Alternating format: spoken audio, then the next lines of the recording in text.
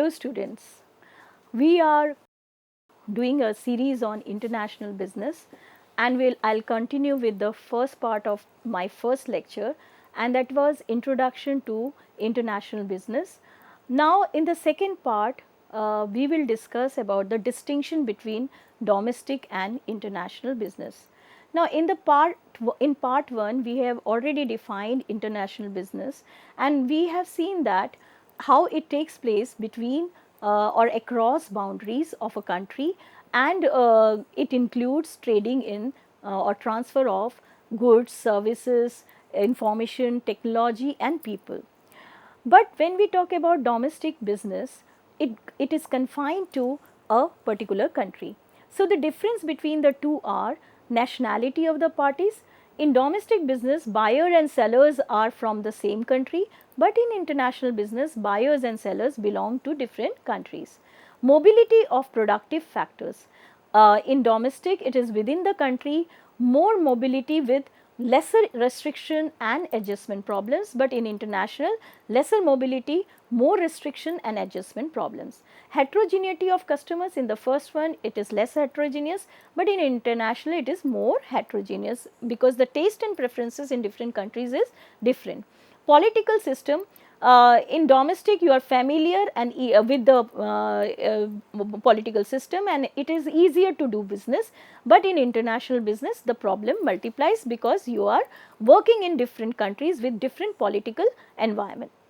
Then the business laws and policies, in domestic they follow laws of only one country, but in international different countries have different laws and you have to adhere to the law of the land. Business system and practices, in domestic we are familiar and easier to understand, but in international it differs from country to country and hence needs adoption. Currency differences. Domestic business, in that single currency with minimum fluctuations in value is there except in case of inflation. But in international business we are using foreign currencies. So, the exchange rate fluctuates and hence the risk and pricing issues emerges. Payment problem, in domestic any mode of payment is acceptable, but in international special modes are there, for example letter of credit. Geographic coverage, in domestic it is confined to one country, but in international across boundaries of a country. Language used, in domestic local or native language, but in international foreign language is used. Modes of transportation, road and rail can be used in domestic business, but in international ships and airlines are the preferable means. Documents and formalities are minimal in domestic, but more documents are there in international business. Government restrictions, only domestic or regional restrictions are there, and hence it is very little, but when you are operating internationally, different countries have different restrictions. Moreover, tariffs and quotas are also there. So, that makes the international business complex. Now, we have already discussed different topics. Now, also we will cover growth factors for international business, complexities and dimensions. Now, when we talk about growth factors for international business, first growth factor is economic forces. There are different economic systems, and we have witnessed a massive changes since World War II. After World War II, there was two blocks, the capitalists and the communists, and also a mixed economy emerged during that phase. But after the disintegration of many countries of the Eastern Bloc in late 80s and early 90s, the world moved more from socialism to capitalism. And it has had an impact on international business because with capitalism in many countries, the international business flourished. Economic liberalization also took place in developing nations, especially in Russia, Brazil, China and India. And since they are major countries, BRICS, the Brazil, Russia, India, China and South Africa emerged as the largest market in international business. Other economic factors are globalization of supply chains. There is an increased mobility of factors of production and channel members, and because of that again international business became swift, And outsourcing is happening since many countries have the advantage of cheap labor. The multinationals across the globe, they are coming to those countries where cheap labor is available, and they are outsourcing many of their activities to those countries. Globalization of demand is also happening because of the increased interconnectedness between the countries, and also demand for global brands has increased in many countries. So, you see that in our country also, whenever previously there was a gap in terms of introduction of products in different countries. So, innovation diffusion cycle was longer. So, it used to take a long period of time for an innovation to be introduced in a developing country or moving from a developed country to developing country. But nowadays, simultaneously in all economies, many of the global brands are launching their new models. Take the example of Apple iPhone or Apple products. When they are launched in US market, parallelly they are launched in our country as well. Emergence of regional trading blocks. This also led to emergence of international business, or it is a growth factor. Reduction of tariff barriers is happening because of the regional trading blocks. Free movement of goods is happening between the countries in a trading block.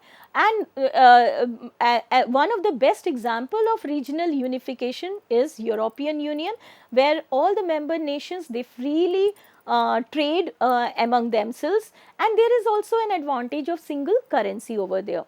And most of the member nations, they have accepted euro as as a currency for trading also. North American Free Trade Agreement, or NAFTA, which has now replaced by the United States, Mexico, Canada agreement, USMCA. So, it is another block. Then another block is the ASEAN, that is Association of Southeast Asian Nations, and our country is a member of South Asian Association for Regional Cooperation, that is SAARC. But if we go back, we find that the most important trading bloc is the EU, where free movement of goods and services and people is happening.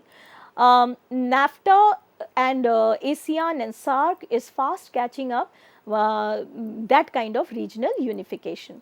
Then there are other economic factors like rising income levels in many countries and also in developing nations like in India and China.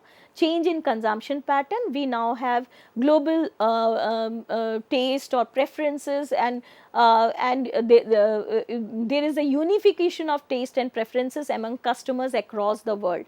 So, from regionalism we are moving towards geocentrism. Inflation is another factor whereby it is making a country's exports relatively cheaper due to currency devaluation, thereby boosting demand from foreign markets. Infrastructure development is also happening in all countries, and that is another factor. Then political and legal forces are also growth factors.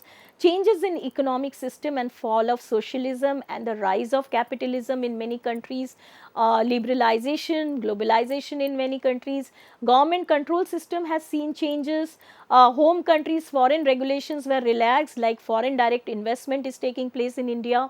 Political stability in different countries or political risk also plays a greater role in internationalization. If political stability is there, then lesser risk will be there and more of international business will take place. Then another forces or growth factor is technological forces. Advances in communication, information technology and transportation technology, all these has led to growth of international business. People have become IT savvy, the world has become IT savvy, and microchip in which you can, it is a discovery which is changing the face of international business, where you can store a large amount of data about all the customers. Then the growth of infrastructure and services in most of the nations, development in transportation, communication and banking, all these also is giving a boost to international business. Emergence of global governance or the formation of WTO. it's a major step towards international growth of international business. World Trade Organization, erstwhile as we have discussed GATT, General Agreement on Tariffs and Trade, they manage and regulate the global, it manages and regulates the global marketplace. Beside that, international courts are there which resolve any kind of dispute which may take place between organizations in two different countries. International standards and norms are there. For example, Euro 6 norm is there, the European emission standard for vehicles, and Euro 7, which has been agreed upon in 2024, will be implemented in 2026.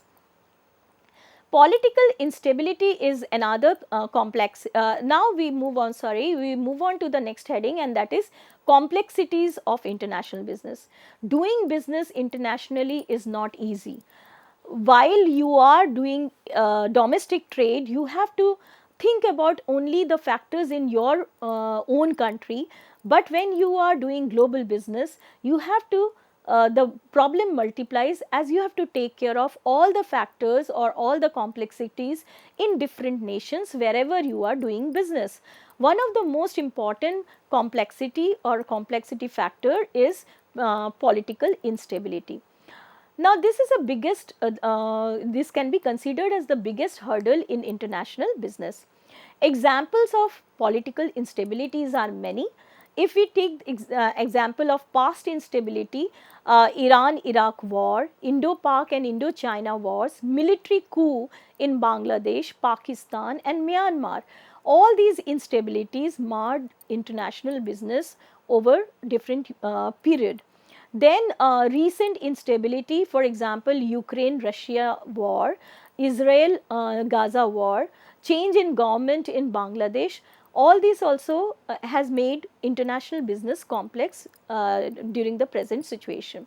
Frequent changes in political party in power and government policies also makes complex international business complex. For example, in Pakistan.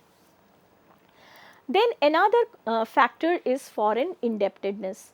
Developing and underdeveloped countries have a very low purchasing power. For example, some of the countries of Asia, Africa, South America, they have a very low purchasing power. The operations of MNCs create a debt trap in such countries with low purchasing power. For example, debt trap is there in has been created in Congo, Kenya, Mexico, Brazil, Venezuela, Romania, Poland. Beside that, the loans from international bodies like International Monetary Fund, IMF, and the World Bank further makes such countries indebted, which impacts their decision making abilities as well. Another factor is exchange rate fluctuations. Exchange rate is the rate at which one currency is exchanged for another currency. Fluctuations in exchange rate is quite common and it makes international business complex. Tariff and non-tariff barriers is another factor. Governments of different countries impose tariff and non-tariff barriers like duties, quotas and other trade barriers to protect the domestic industry from foreign competition and also to control dumping by the foreign firms. The quantum of barrier imposed by a country on another country also depends on political relations between these countries. For example, Pakistan and China have imposed quota restrictions and tariffs on goods imported from India. Corruption, this is another factor which is making international business complex. High rates of kickbacks and bribes in some of the countries discourages foreign firms to enter such countries. It increases the cost of doing business in such countries. Chances of being engulfed in scam, accusations and legal actions against the foreign firms is also high. And this also multiplies when there is a change in the government in the host country. For example, in India, we have witnessed Bofors kickback, Rafale kickback, and which is actually posing a serious problem or accusation on those companies. Hence, many multinational companies or corporations and transnational corporations avoid entering such countries. Entry regulation is another deterrent.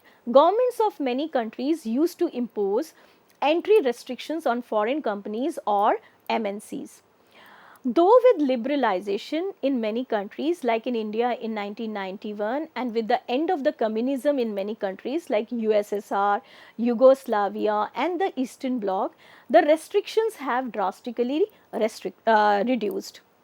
With the establishment of the World Trade Organization and with its directives and treaties, many governments have removed the restrictions. Now, World Trade Organization always want a global trading environment with minimal of restrictions, and that's why time to time the directives and treaties are coming up to reduce the tariff barriers. But nowadays the countries are resorting to non-tariff barriers, like they are posing quotas rather than increasing the duties. They are posing quotas for foreign imports.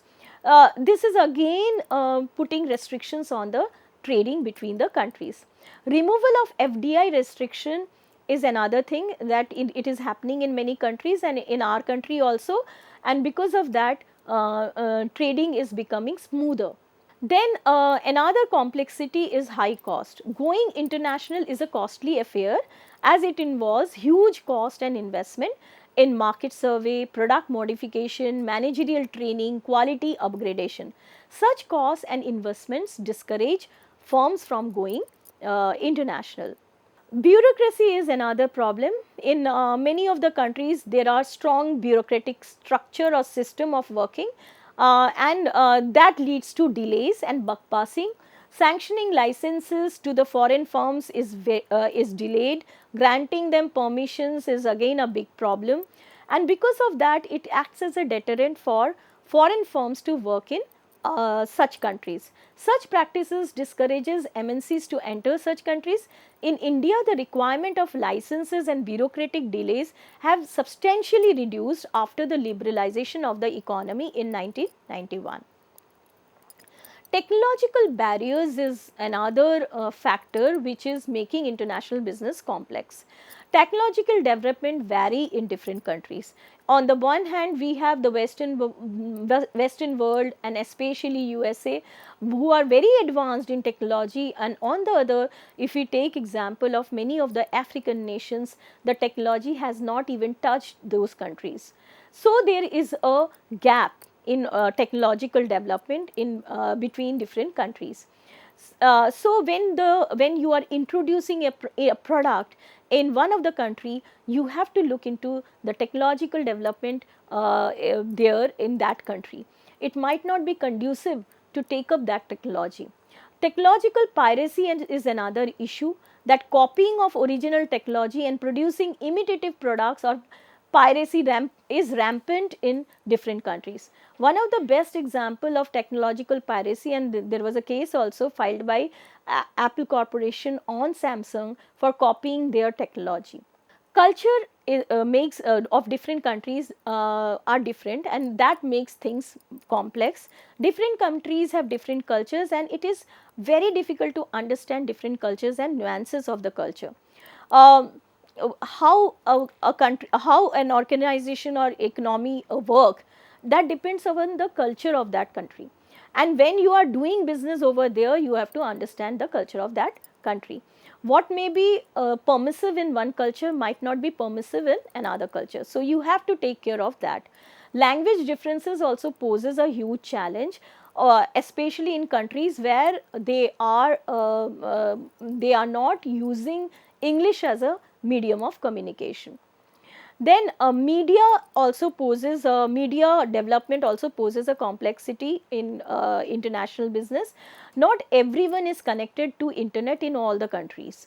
China has lots of restriction on social media use of international credit card is not permitted in China. So, they have these restrictions. So, when you are dealing with China, you have to take care of those restrictions. In many countries, internet facilities are also not there. So, there it becomes difficult to promote a product. Politics, government and legal system is another deterrent. The political system and situation, government and the ruling party's orientation all poses a challenge. With the change in the government, there is a change in policy in that country and you have to take care of that. Laws and regulations of different countries also poses a huge challenge for international company. International law also needed to be studied before doing business in different countries. Other factors are like level of competition in different countries. Um, it may be possible in one country you are facing only one competitor, but in many countries you may be facing domestic competitors as well as international players. Sometimes your own subsidiary is a competitor in another country. So that kind of licensee is also a competitor in another country. So such type of problem may also erupt. Business intelligence system of company and its availability in different countries also decides how much internationalization should take place, because it might be possible that you are lacking in information and because of that you cannot do business in that country. So these are the complexities of international business. Now there are certain dimensions of internationalization of business. Now if a company should go international depends on many factors. The decision to internationalization depends on different components which we will discuss one by one. Every company cannot think of internationalization until and unless they have got that talent or resources, then only they can think of internationalization. So first component is internationalization of market presence. So before doing that, before internationalization, companies need to do a SWOT analysis, that is strengths, weaknesses, opportunities and threats, to identify their limitations in terms of knowledge, resources and capabilities. Their constructive areas or the strengths and abilities to go beyond the boundaries and make their global presence felt. Now in terms of resources, you have to see whether we can explore other countries or not, because you know that in other country there will be global firms. You will be not only facing competition from the local brands but also from the global firms. So until and unless you have that capability of making your market presence felt, you should not go global. So identify their competitors in home country and in host country and weigh them in terms of their strengths. If the results of the analysis are favorable, the company should think of going global, or otherwise the company can only work in domestic market and avoid going global. Then there is internationalization of supply chain. Location of operations has a significant impact on cost of production. We all very well know about that. Locational advantages may be in terms of raw material, labor, transportation and other factors.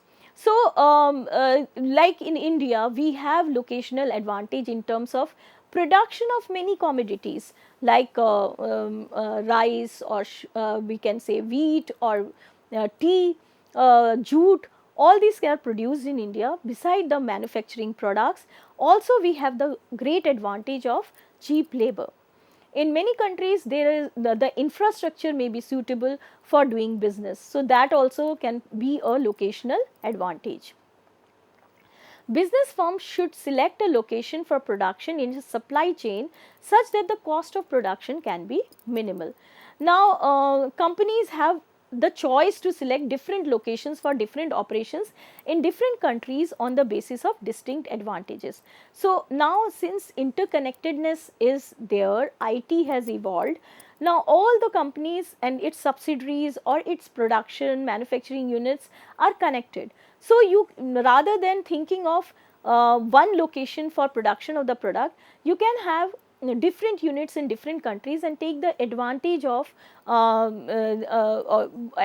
labor, advantage of raw material, and you can assemble the product at a third country. So all these benefits are there, and you know that many of the companies, they are set up, or their organization structure is like a network. So rather than the whole of the functions of an organization is located at one country, they are locating different units in different country.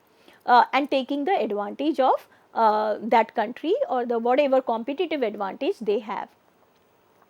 Availability of partners or service providers in supply chain also affects the decision or to internationalize. For example, Toyota has maintained a wider supply chain, though it manufactures 2/3 of its cars in Japan, 1/3 is manufactured in subsidiaries spread over in 25 countries. Beside that, Toyota exports 35% of its cars in foreign market. So, they are not confining the whole of the production and distribution in one country or their home country, but they have spread their operations in many countries, taking the advantage of all those countries. Then internationalization of capital base. The decision to internalize is also affected by the availability of funds from different sources in different countries. So, companies need to assess the optimal sources of capital on a worldwide basis. So, nowadays you can acquire funds from different organizations, different financial institutions. Are these financial institutions giving loans and providing funds to operate in a particular country? That gives an advantage of working in that country. Internalization of corporate mindset. Ability to understand the culture of country where business is to be done is pertinent in international business. There may be wide difference in the culture of home country and the host country. The cross cultural differences are to be studied before going international. A global firm needs to understand the nuances of the countries where it intends to do business and ensure that their strategies are not hurting the sentiments of people and against the cultural norms. This will ensure acceptance of the company in the host country, bringing business and profits, and also gain the trust of the market. So, if you have all these factors or all the advantages in your country, in your company, then you should go for internationalization, otherwise you may avoid it. Now, let us summarize the whole of the lecture. In the previous lecture, we have defined international business, we have discussed the features of international business, and then we have also discussed the reasons for going international. In this chapter, we have discussed the complexities of international business. In this unit, we have discussed that political instability, foreign indebtedness, exchange rate fluctuations, tariff, non-tariff barriers, corruption, entry regulations, high cost, bureaucracy, technology, culture, media, politics, government and legal system are the different factors. Thank you so much. With this, we have finished the lecture.